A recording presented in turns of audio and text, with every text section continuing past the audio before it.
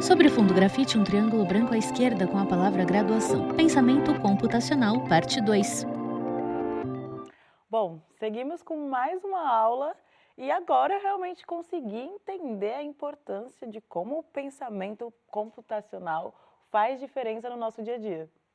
Pois é, mas se alguém ainda não está convencido, né, vou dar a gente vai apresentar agora dois vídeos, né, de dois professores importantíssimos, tá? No estúdio da Univesp, o professor Marcos Borges está sentado em uma banqueta atrás de um púlpito cinza. A apresentadora Jana Fernandes está sentada à frente dele, também em uma banqueta. Entre os dois surge um efeito gráfico com o nome da disciplina em letras brancas: Pensamento Computacional.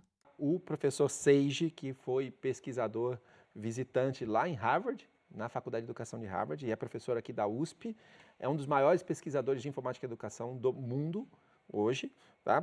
E o professor Sérgio Amaral, que é um professor que trabalhou aí décadas na Faculdade de Educação da Unicamp. Os dois vão falar para a gente sobre a importância do pensamento computacional. Vamos dar uma olhada? Com certeza, vou aprender mais um pouco. Olha aí. Entrevista de Seiji Izotani, pesquisador e docente visitante em Harvard.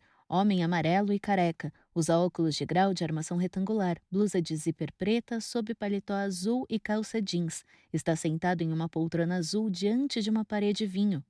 Pensamento computacional, na verdade, é uma forma de pensar ou ver o mundo. Então, quando a gente olha para as atividades do cotidiano, ou o nosso trabalho, ou problemas do mundo real, a gente consegue pensar de uma maneira a poder resolver dificuldades, desafios e problemas.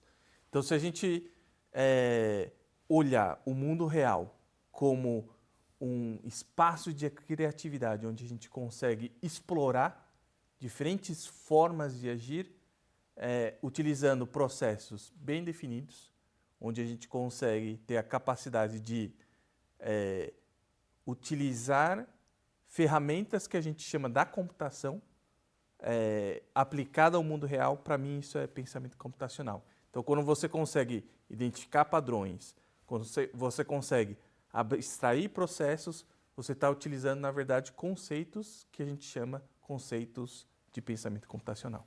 Então, apesar do nome computacional, não é algo que é interessante só para profissionais da área de computação? Exatamente.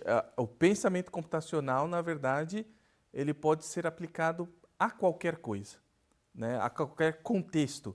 Então, se você for pensar na área de português, na área de história, na área de antropologia, você pode utilizar as técnicas de pensamento computacional para entender um problema, para entender um processo, para entender as atividades humanas e dessa forma a gente conseguir, na verdade, abrir aquela caixa preta que muitas vezes a gente tem de não conseguir explorar com profundidade alguns temas.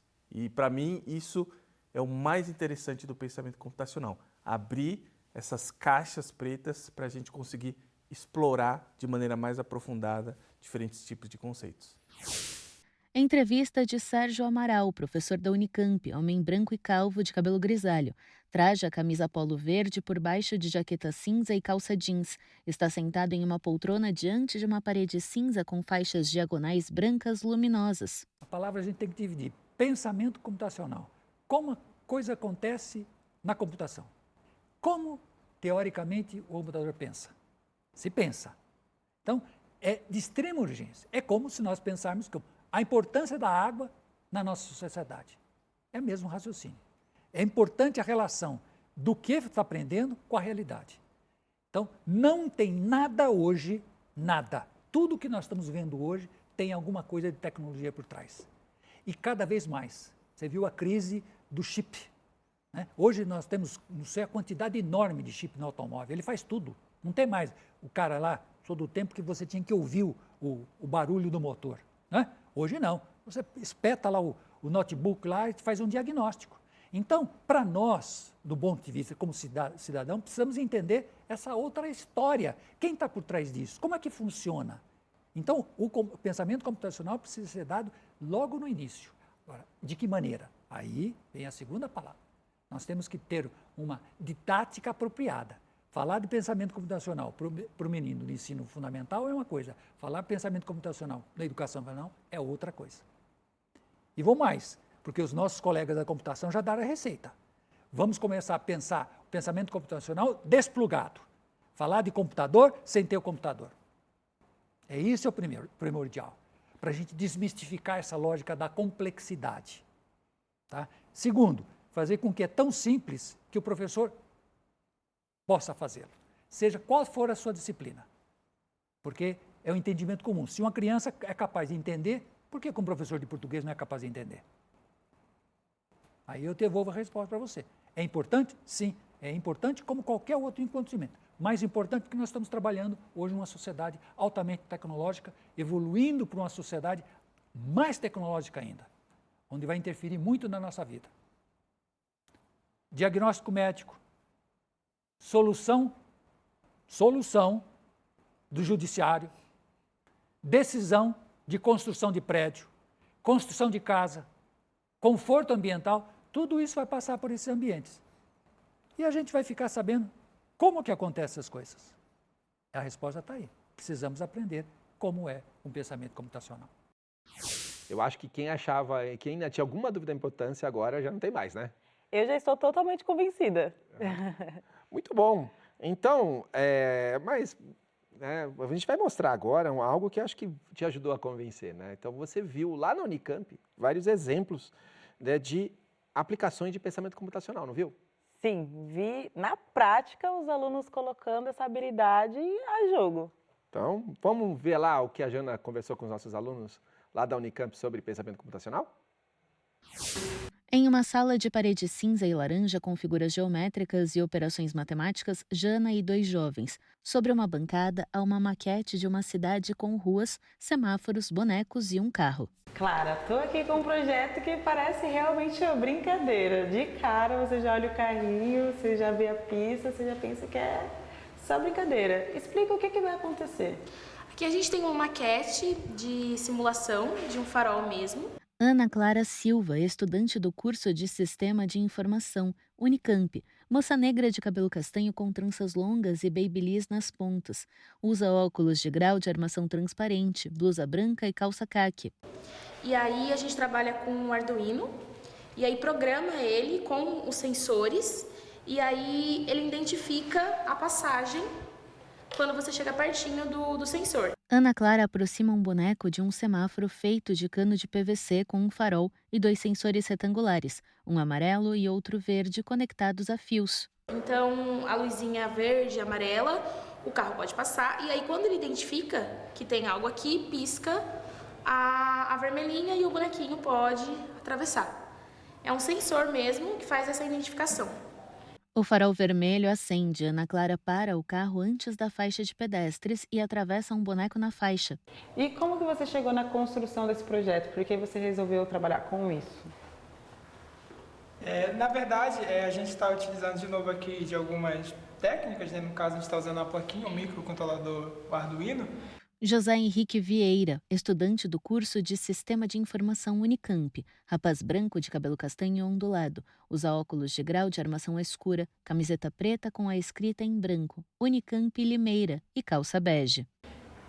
Para fazer uma coisa muito simples, se for parar para pensar, só o que ele está trabalhando mesmo é com esse sensor. Então, a ideia é mesmo a pessoa desenvolver um pouquinho do pensamento computacional através disso.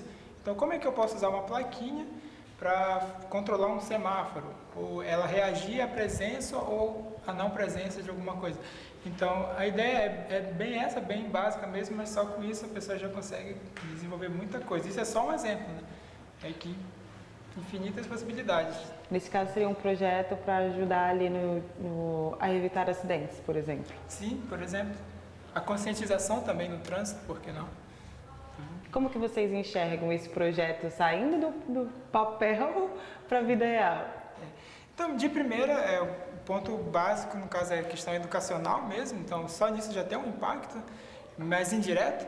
Só que também a questão da conscientização, como a gente falou, então, às vezes a gente vê na escola, né? Só que é diferente quando a gente está sentado numa carteira e só ouvindo o professor falar, olha, preste atenção no sinal.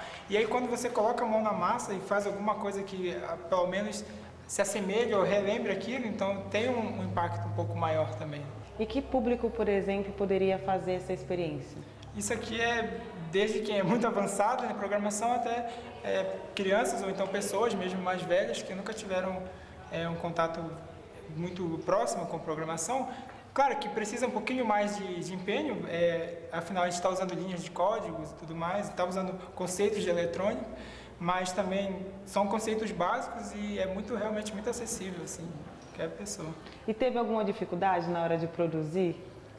Para ser sincero, a dificuldade, pelo menos para mim, seria só na parte artística, né, da colagem e remontagem, mas aí vai muito também do perfil de cada um, né? Isso também traz um pouco da questão da cultura maker, né, que envolve isso. Então a gente trabalha com eletrônica, mas a gente também tem essa parte mais, vamos dizer assim, artística, né, que a pessoa tem colagem, pintura, e aí o céu é o limite, né? Então cada um às vezes acha facilidade aqui e ali, isso que é legal. E vão se complementando as habilidades ali. Sim, exatamente.